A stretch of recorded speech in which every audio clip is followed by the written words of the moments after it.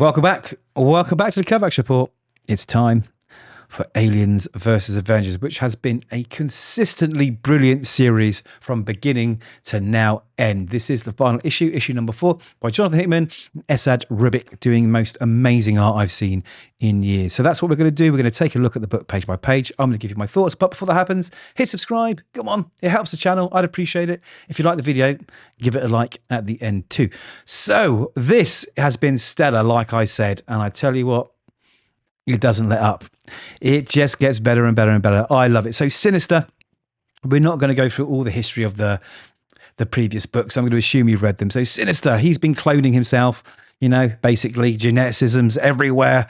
And he's decided that in order to take over everything, the universe, become this all-powerful new species, he's going to splice himself and his clones with xenomorph DNA. And that's exactly what happens. And we are here at the birth of their alien queen. But we get a very different looking alien queen, not those dark coloured black xenomorphs, but no, a new red one with an all too familiar icon, little logo diamond shape on its forehead. It is the epitome of death. And it has born. It is born. And he plans for all his other clones of himself, I guess, to also birth these bad guys too, creating the ultimate xenomorph. But the xenomorphs, they're not to be tamed at all, and they make short work of the Sinisters. And it's not funny. They are very taken by surprise, I think, because they're so narcissistic. They believe that, you know, everything they do is absolutely brilliant. They can never be wrong, but they are certainly shocked when these xenomorphs start taking the Queen's orders and eating them for breakfast, basically. And that's where we are. We get back to Wakanda now. Wakanda, they're coming to the rescue, essentially, and they've been also traveling the world trying to purge whatever caused the xenomorphs to become this galaxy-consuming power that it has. So again, without going into all the other issues, explaining about the engineers and the creators of the engineers and the xenomorphs, they're basically going across the universe, getting rid of these xenomorphs planet by planet by planet. Okay, and it's cool. It's really, really cool. We get a history of how Wakanda, you know, they went to the stars. They formed this amazing world, and from that grew other worlds and many, many, many planets across the galaxy. And then they had this teleportation, these sort of stargates where they could travel from world to world. And it was the boon. It was what made these worlds great, being able to travel across them. You know, you could take materials, you could build, you could do anything you wanted. However, it's also their downfall, because as soon as the xenomorphs found these portals, these stargates, they could travel through them, and systematically they went through all but 2 of Wakandan's worlds. And this is where we are now. So there's 2 worlds left, and the Wakandans, old T'Challa, realize that the only way to defeat them is to erase them, just like the engineers or the Rogue Davids. It's confusing. Hold on. The engineers who created the xenomorphs were pursuing David, the rogue robot that was actually taking these xenomorphs to planets and conquering them and destroying them. So they were tracking them down. The Wakandans killed them, and they realized that what they were doing is the only way to solve a problem is to destroy it. They have to clean the slate and start again. So that's what they've been doing. They had to do it to their own worlds. And they have been systematically going from galaxy to galaxy, doing just that, getting rid of this alien curse. And they land on this galaxy where Sinister and what's remaining of, let's call it, our Avengers are. And they're not looking very good. Tony Stark is dead. You know, this ragtag team, they're their last legs. They've got nothing going on here. It looks like there's no way out. But the Wakandans came, so there is hope once again. Now, while they're chit-chatting and introducing themselves, the aliens cometh, led by the big, giant red one.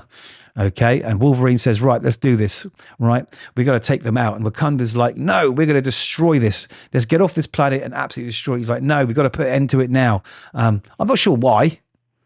Maybe revenge or avengement, but they decide they're going to take this bad guy out and just make sure that there's no chance of this getting any further to any other galaxy. Not that there's many worlds left, if any at all. Now, Emma Frost, she can protect herself with her impenetrable diamond body. So she's pretty safe from becoming the next victim.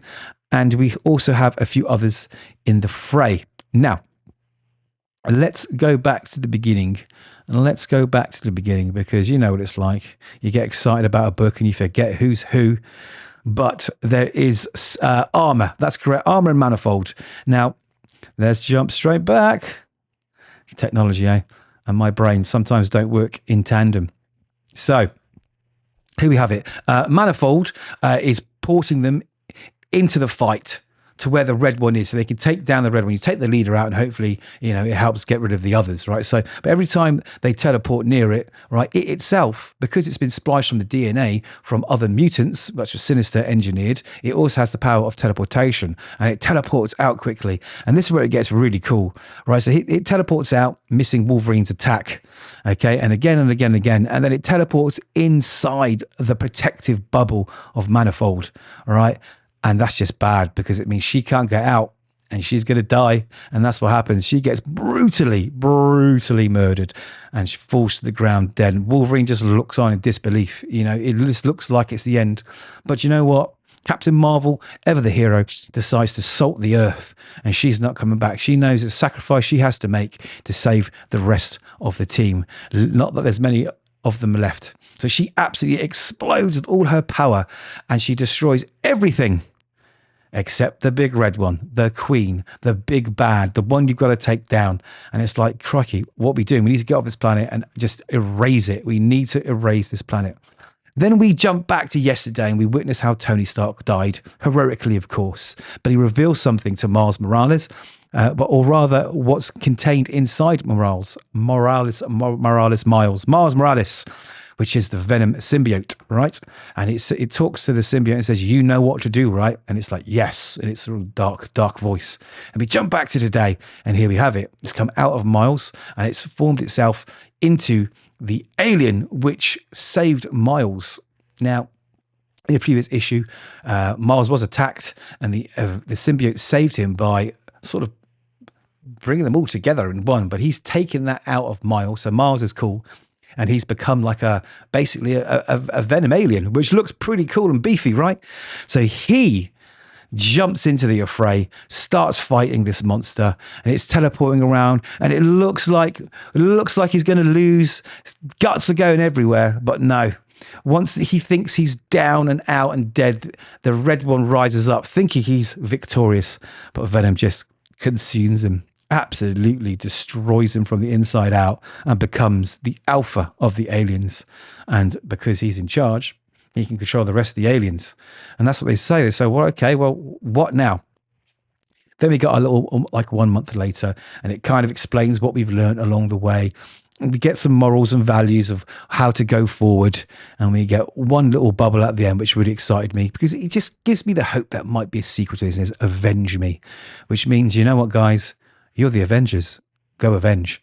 And that's what they're going to do. They're going to go from planet to planet, finding these horrible xenomorphs and aliens and get rid of them. But it'd be great to see a second series. Now, I thought this was a brilliant series. I absolutely loved it. I thought the art was just beautiful, absolutely stunning. Okay, which is probably why this book took so long to finish. I mean, I'm sure it started 5 years ago. We've just got the last issue. That's not true, but it has been a long time. But I love it. It's 100% recommend. Everything about it is right. He's got the characters right. Like I say, the art's perfect. The dialogue is so on point that you feel like there's a threat. You feel they might actually lose. I honestly thought the end of this book was that the Xenomorphs were going to win, because, you know, you just can't beat them. But they found a way, like they always do, because that's why they're the Avengers, with a little help from Wakanda. And I love the history behind Wakanda conquering the stars and forming this huge sort of, I don't know, federation of planets everywhere. It was just brilliant. I loved it. It's Jonathan Hickman at his best, with one of the best artists in the game. Absolutely incredible. 100% love this book. I recommend you, if you haven't picked it up, you go and get it. Although I've just given away the ending. But either way, it's incredible and I love it. So those are my thoughts. Let me know yours. Hopefully I'll see you in the next video, and hopefully you're going to subscribe and like the video too. I'd appreciate it. Take care.